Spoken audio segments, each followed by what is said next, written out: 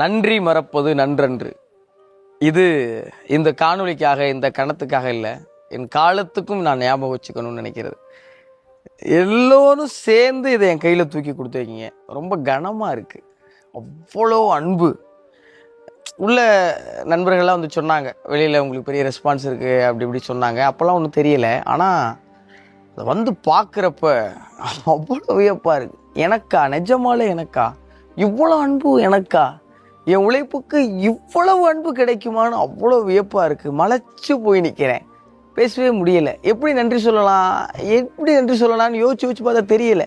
சரி, நன்றினே சொல்லிடலாமே அப்படின்னு தோணுச்சு.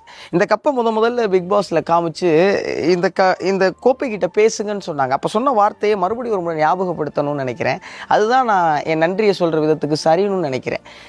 இந்த மக்களின் அன்பும் அங்கீகாரமுமான கோப்பை மிக நிச்சயமாக என்னுடைய நேர்மையாலையும் என்னுடைய உண்மையாலையும் நானாக இருக்கிறதாலையும் காப்பாற்றிக்குவேன்.